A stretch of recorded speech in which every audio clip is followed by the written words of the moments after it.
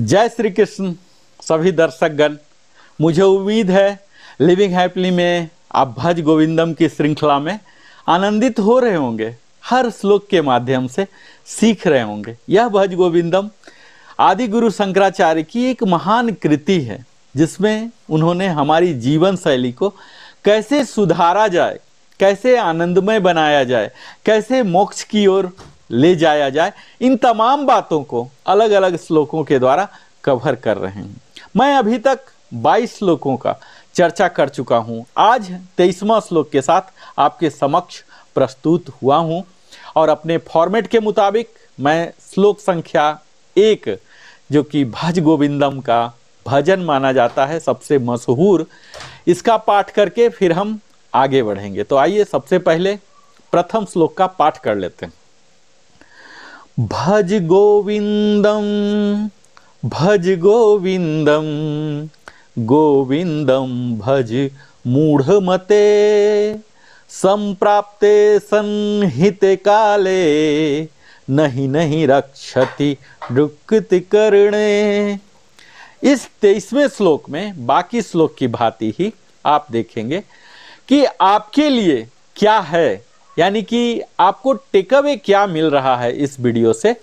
क्योंकि भज गोविंदम भले ही 2000 साल पहले इसकी रचना की गई है, लेकिन आज भी हमारे जीवन को सुधारने में, उसे और बेहतर बनाने में, इसे शांतिपूर्ण बनाने में, आनंदमय बनाने में काफी हद तक सक्षम है। पर शर्त यह है कि इसे हमें आचरण में लाना पड़ेगा, धीरे धीरे अभ्यास के द्वारा लाना पड़ेगा। तो आइए हम ये तमाम बात करेंगे। उससे पहले हम इस 23वें श्लोक का पाठ पहले कर लेते हैं। कसत्वम कोहम कुत आयातः कामे जननी को में तातः इति परिभावये सर्वमसारम विश्वम त्यक्त्वा स्वप्न विचारम।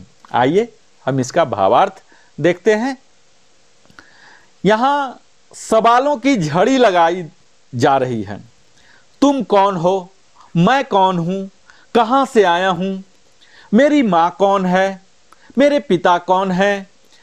सब प्रकार के इस विश्व को असार समझकर इसको एक स्वप्न के समान त्याग दो, ऐसा इस 23वें श्लोक में शंकराचार्य कह रहे हैं।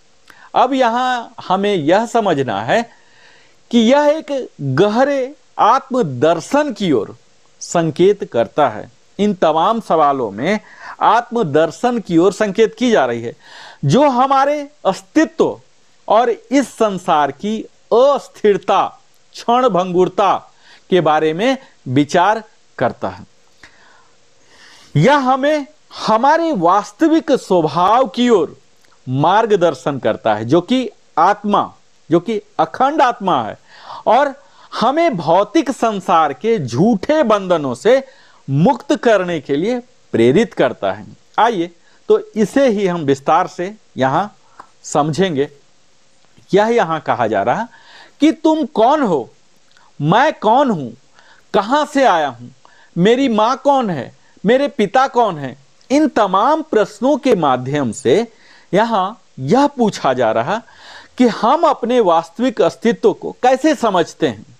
अक्सर हम अपने पहचान को जो इंट्रोडक्शन देते हैं, हमारे शारीरिक रूप, परिवार, जाति, धर्म आदि से जोड़ के देते हैं। लेकिन यह श्लोक यह बताता है कि यदि हमें अपनी पहचान इन बाहरी चीजों से जोड़ते हैं, तो हम अपने वास्तविक अस्तित्व से वंचित रह जाते हैं। और वास्तव में हम कौन हैं, हमारी पहचान क्या है, हमारा अस्तित्व क्या है, यह हम जान नहीं पाते। उदाहरण के तौर पर हम ले लें कि हम अपने परिवार को अपना होने का कारण मानते हैं। जैसे मैं श्री राम का बेटा हूं, मैं कुश का पोता हूं, और इसी तरह। लेकिन अगर हम गहरे आत्मिक दृष्टिकोण से इसी चीज को देखें, तो यह केवल भौतिक और सांसारिक पहचाने हैं। हमारा वास्तविक अस्तित्व शाश्वत और अदृश्य है, डिवाइन है, जो न जन्म लेता है, न मरता है और जो इस संसार से परे है, यही आत्मा है जो हमारे शरीर के अंदर निवास करती है। सब प्रकार के इस विश्व को असार समझकर इसे एक स्वप्न के समान त्याग दो। यहां शंकराचार्य अंतिम वाणी में यही कह रहे हैं। यहां यह विचार किया जा रहा कि हम इस संसार को जो वास्तविक मानते हैं, केवल यह एक भ्रम या माया या मिथ्या है।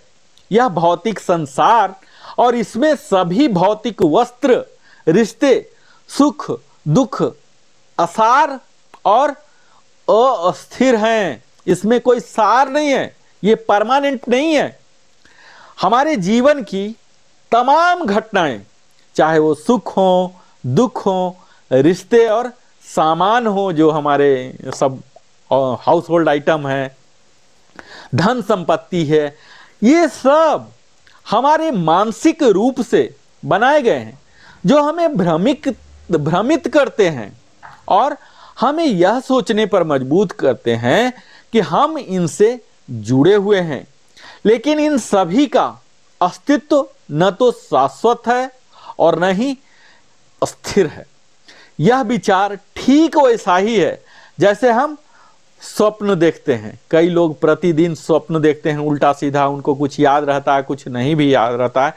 जहां कुछ घटनाएं घटती है, दिखाई देती है, परंतु जैसे ही हम जगते हैं तो हम पाते हैं कि वह सब केवल एक भ्रम था। इसी प्रकार यह भौतिक संसार भी वास्तविक नहीं है, यह केवल स्वप्न जैसा है। यह आदि गुरु शंकराचार्य के द्वारा कहा जा रहा हूं। यहां आपको उदाहरण से मैं समझाने की बात करूंगा, श्लोक संख्या 23 को, कि आप कल्पना कीजिए कि आप एक सपना देख रहे हैं जिसमें आप किसी सुंदर महल में, भव्य महल में रहते हैं और आपकी एक समृद्ध और खुशहाल जिंदगी है। लेकिन जैसे ही आप जागते हैं तो पाते हैं कि सब कुछ एक महज भ्रम था। इसी प्रकार, ठीक इसी प्रकार इस संसार में जितनी वस्तुएं, जितनी चीजें हैं, चाहे वो हमारा घर हो, परिवार हो, रिश्ते हो, संपत्ति हो, धन हो, संपदा हो, यह सब एक तरह का सपना है। यह यहां इस श्लोक में कहा जा रहा है। जब आत्मज्ञान प्राप्त होता है तब हम समझ पाते हैं कि ये सभी चीजें असार हैं, इनमें कोई सार नहीं है। हमारी असल पहचान ये नहीं है।